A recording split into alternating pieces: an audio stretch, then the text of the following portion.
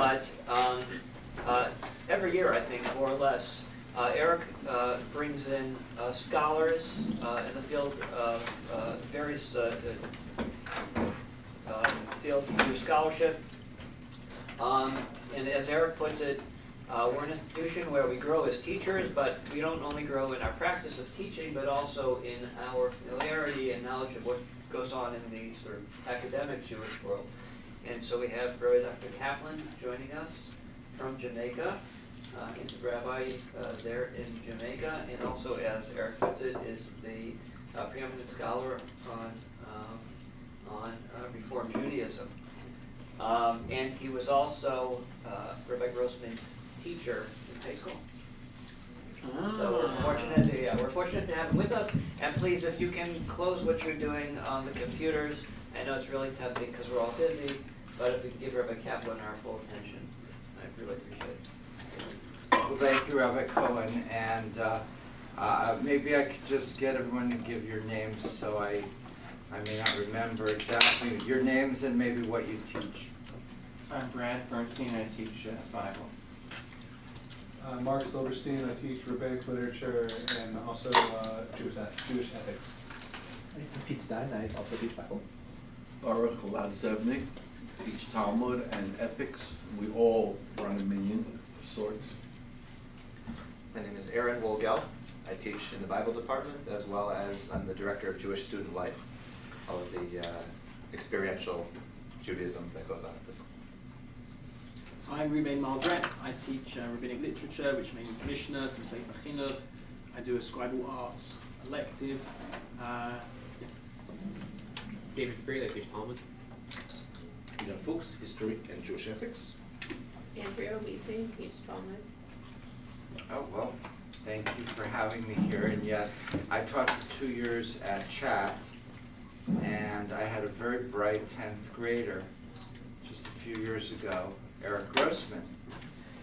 And I get an email a number of months ago, after more years than I cared to admit to, and it says,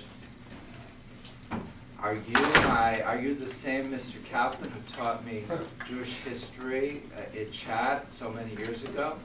And so I emailed back and I said, yeah, that's me. And so then the next thing I know, here I am. I know it's just lunch and you have a very short amount of time. So I'll just make a few general comments and then make a couple of specific points about my ostensible topic is the future of American Judaism in 50 years, of which I know exactly what's going to happen, guaranteed. But let me just start with. American Judaism? Yeah. That's why you live in Jamaica? Yeah. The The definition, I can see why she teaches Talmud. This is the definition of an expert is someone you have to fly in. So if I lived in America, I couldn't really be an expert. So they have to fly me in to expertise. And yes, I until recently I was the only rabbi and therefore the chief rabbi of Jamaica, which used to have 3,000 Jews, but now has about 450, of whom about 150 are members of our synagogue, which was a merger of Spanish-Portuguese and a British-German congregation in 1921. But the community goes back to Port Royal, which was the wickedest city in the West. And it was so wicked that God punished them by bringing an earthquake and sinking about 2/3 of the city into the ocean, and turning Port Royal into a little fishing village that it remains today. There was a synagogue there, and someday when they excavate it, they will presumably find it, and we'll know a little bit more about that community. But these were Portuguese Jews or Spanish Jews that had moved to Portugal, had been forcibly converted in 1497, had then later slipped out of Portugal, gone to Amsterdam mostly, where they'd returned to Judaism. You know the famous son of the community, Baruch Spinoza. From there, some of them saw economic opportunity in the Caribbean. And so they came not only to Jamaica, but St. Thomas and Suriname and the north coast of South America, Curacao, Nevis, St. Eustavius, Barbados, a number of others. We're one of the 4 remaining sand floor synagogues. Nobody knows exactly why we have sand on the floor, but presumably it was to remind us of what we've been through in the Inquisition, where Jews in Portugal had to be very quiet about prayer services so that neighbors wouldn't hear, so the sand or the clay muffled people's footsteps and also voices. But I really think it probably is, the actual origin is more that in Amsterdam it was very rainy city, and so people would frequently get mud on their feet. And so public buildings, not only synagogues and churches, but bars and places of gathering would put sand on the floor, so when people came in, the dry sand would envelope their feet, and they wouldn't create, all sorts of mud inside. Do you have to like periodically replenish the sand that's there? How does that work? Yes. And that, I wrote an article my first year for the English version of Haaretz on this topic, and the president of my congregation, I asked him, where does the sand come from? So every so many years, because sand a lot of it gets stuck on my shoes. Just my shoes alone, I must have taken a few gallons of sand out of there. Also, there's wood underneath, and the sand falls between the cracks, and it's hard to get out. So he tells me that we get it from Lime Key and other keys. So off of Kingston, there are these little islands where people take their yachts and park and swim. And I wrote this under his name in the article. And I'm surprised the police didn't contact me, because if we had really taken sand from Lime Key, which is a very small island, which is of great importance for tourism, we would be arrested.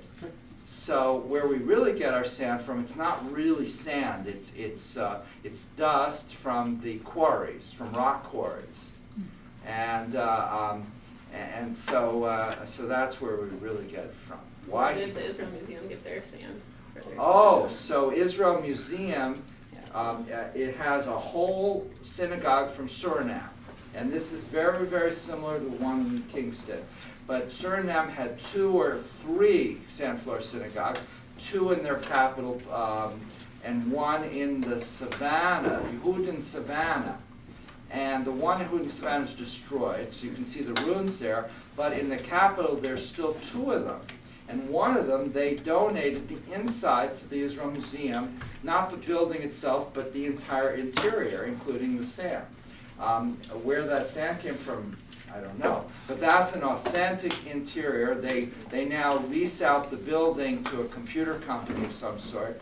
And if they ever want to restore it and start using it again, they can get the entire interior back from Israel, and they'd be ready to go back into business. So that's just a little bit about Kingston and about why I have no shoes. It's not, you can't be barefoot? I asked the first time I visited whether I should take off my shoes. Of course, I know there's no tradition in Judaism. Is there anything in the Talmud about taking off your shoes to pray? Just in Iran, there's a carpeted synagogue. They're all carpet makers, and they take their shoes off to daven, so they don't want to walk in carpet. So, whereas in France, the custom was specifically you make sure always to put on shoes for davening. That's what I. Yeah. So I was told we definitely leave our shoes on. That's so interesting. Our students leave their shoes on, so. But I found that I kept replacing my shoes every couple of months, and now I just let them get, they're dusty and they look terrible, and I just keep them. 20-hour pair of shoes, and you assume they're gone in a month? Yeah. So now my topic is the future of American Judaism in 50 years, and this really hit home to me about 3-4 weeks ago. I was a scholar in residence in for the El Paso Jewish community, and El Paso is not atypical, but it's quite different than Detroit, and this just highlights some of the difficulties of predicting the future for such a large, varied Jewish community such as the American Jewish community. Not only we have the obvious denominational and economic differences, but communities are quite different. So there they have about 3,000 Jews, down from 5,000, and they. I spoke at the synagogue that primarily sponsored me on Judaism over the weekend, but on Sunday they wanted me to talk about how a small Jewish community that's shrinking significantly can plan for the future. To the 3 boards, the board of the Jewish Federation and the board of the Conservative and Reform, and also Chabad if they showed up, but they didn't. And what emerged is that planning is a very difficult process. Everybody wants what they want, and I want to keep my building, I want you to sell your building, and we're doing fine, what's wrong with you? And it's very difficult. And I did last night, how many were there last night for the Jewish Ritual and Film presentation? Anyone? 1.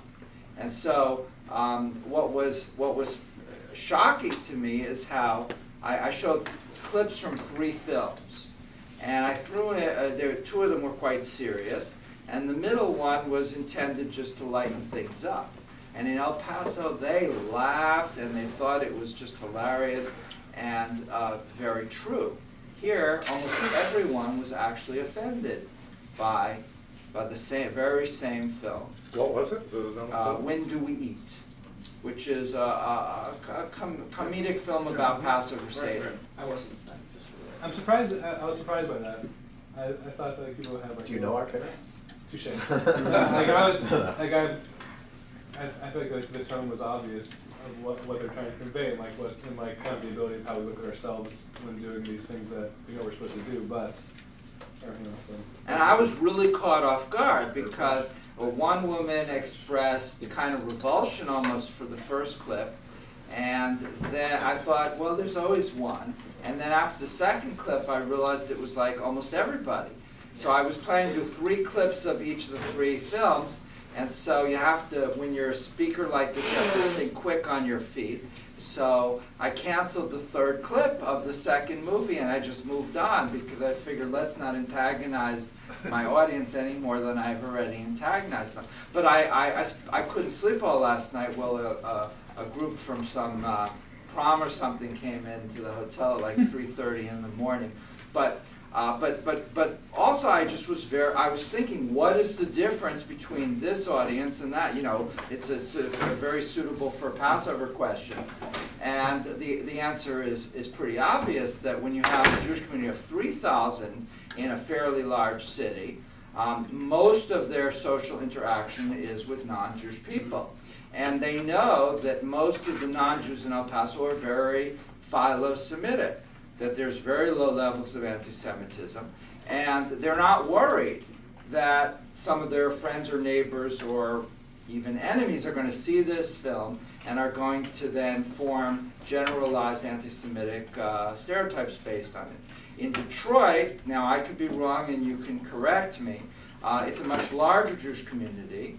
Many of the people there were parents of day school students, so they're not only they're living in a stronger Jewish community, but they're socializing with parents, who are entirely Jewish, and they go, much of their social lives probably also involves around their friends from the synagogue. So basically, their social interaction with non-Jews is much more limited than the people in El Paso. Therefore, they really don't know so much what non-Jews think about them, and then they're more worried. And then you see all this news about France and so forth, and so the response to what is essentially a satiric film becomes quite different. So it's just one example. Now, I'm not an expert in future studies, but I did a little research for this luncheon, and you have you want to postulate the possible, the probable, and the preferable futures that you might come up with, as well as the worldviews that underlie them. And so what we could call futurology, do you like that term, or future studies, or futurism, is an extension of the field of history. So that I do know something about, being a PhD from Tel Aviv University in history. And in some ways, futurology is a logical extension of history, because history studies the past, and future studies looks at the future. So it's a continuous arc, in which we want to understand what's likely to change and what's likely to stay the same. And that's sometimes hard to do. I just was at a seminar for Christian clergy, where we listened to Diane Butler Bass, who's a scholar of American Christianity. Just a few years ago came out with a book about the future of Christianity in America.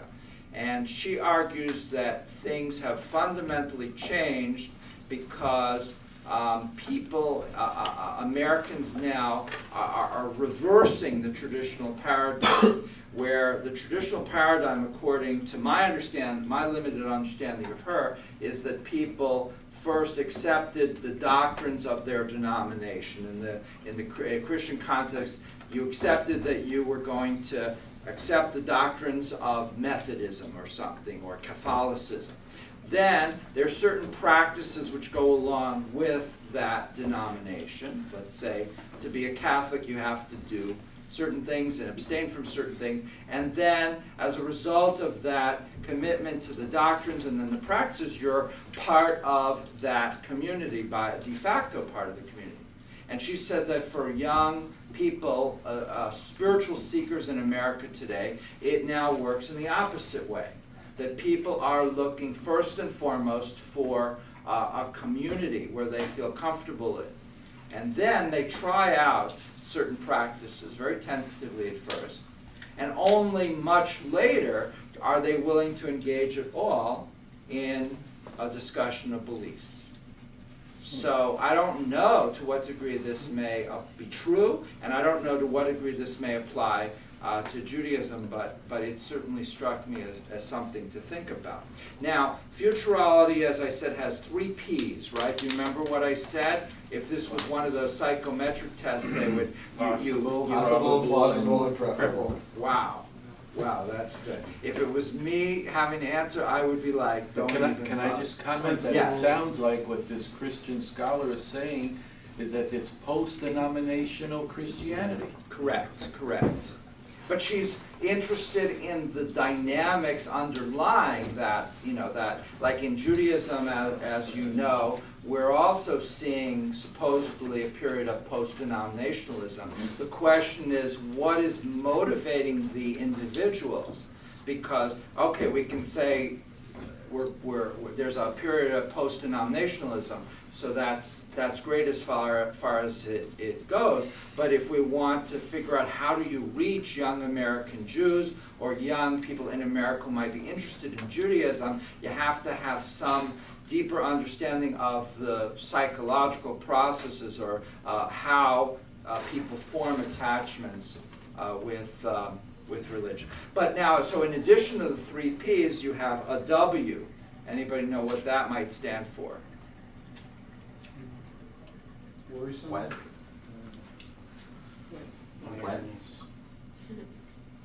Wild cards. Well, So give me a good wild card that changed everything in the last 15, 20 years. ISIS. 9/11, thank you. And so things happen that you can't possibly predict, that are just out of the blue. Maybe, I guess the development of the internet, those who were following it could see it coming over many years. So maybe that's not a good example, but for me it seemed to pop out of absolutely nowhere. But a wild card changes everything, and it's something that, by definition, that you wouldn't know that it's coming. But once it's there, it changes everything. And once it changes everything, the old strategies are not of much use and perhaps counterproductive. But as you know, institutions are by nature conservative. And so it's very hard to turn around quickly. You could say smartphones are an example of a wild card within the Orthodox world, because all of a sudden you could break, before a smartphone, like if an Orthodox kid wanted to go on a computer, they couldn't do it in the middle of their home, right, without breaking it. So that's when the Red Revolution about meaning if there's this whole big thing about Orthodox kids that were texting us that have their phones and they can have that they can go into their room. The texting existed before smartphones. But I would say Also, laptop computers existed before smartphones. But I would say that a smartphone would be different than a laptop computer for noticeability of it being used. That's what I'm saying, because that was a big revolution 3 years ago of like the big article that came out of a poll of students that broke Shabbat Shabbos. Yeah, the half Shabbos thing. That was 15 years ago. That wasn't it wasn't possible you could do that necessarily without being caught right away, right? But that kind of made it this small little thing that was accessible to us. And what's potentially so threatening about it is it's addictive. So these are not necessarily kids. I don't know too much about the specifics of what's going on, but you can see the kids apparently out there. You have kids sitting against their lockers texting each other. Yep. So there's a girl here and a girl there, and they're texting each other. They could talk to each other, but they'd rather text. So then it comes to Friday afternoon, and they could be the frummest people in the world. They can't stop. Right. It's like cocaine. Or my dog, his name is Skinny, and that was his name from his previous owners, and we tried to change it, but he knows his name is Skinny, and that's all he'll answer to. And you give him fried chicken, he goes crazy. His eyes get big, and it's like he's on drugs. So so these kids with the texting, it's not necessarily a conscious desire to break Shabbat, and that so it's a completely different kind of threat than, say, the characters in the Chaim Potok novels, where they study too much Nachum Sarna, and they Halavai, that was the threat we were dealing with. They decide Halavai was an intellectual battle. that because of certain pesukim in the middle of Sefer Shemot, that they no longer have emunah shlema, and then one thing leads to another, and before you know it, they're rabbinic school at JTS. No, but that process is like, if our kids were disseminating, kind of breaking away from a thoughtful process, then I might be more mikubal than just kind of deciding right away. So but their response to the smartphone fits much more into what Butler Bass is talking about, that this is a community. Facebook is a community. Texting is a community. So they first get into that, then that leads to practices, and that leads eventually to discussing beliefs. So if they can't break the habit of texting on Shabbat, eventually they may come to justify it. And that would mean a rupture with the traditions of their families, which didn't start out. So it's an entire new potential threat. Or the creation of what we're seeing now is the creation of a Shabbos app to make it okay. How do you do that? No, there are people who are writing a Shabbos app right now that's going to The lambdas is there, the technology is there. This coming out of the Orthodox world. No poskim have endorsed it. So what does that mean? You would talk and it would type for you? You could text and it has, some sort of delay, so you're not directly, some sort of like thing to try to justify. It freezes the battery, so you're not actually draining any of the battery things. It doesn't hurt. The screen stays blank the whole time, so you're not generating any new. If you Google it, you'll find it. Yeah. It's there. And I will add, We should add that no major rabbi has endorsed this. As long as it ever. No, I'm just kidding. Interesting. And so, So if anyone so, wants to be first. so you are teaching the kids that are going to determine these future trends. And so watching what could appear to you to be a relatively minor behavioral pattern can become very, very major, as you know. Now, we have already seen in the last number of years certain trends that seem likely to continue.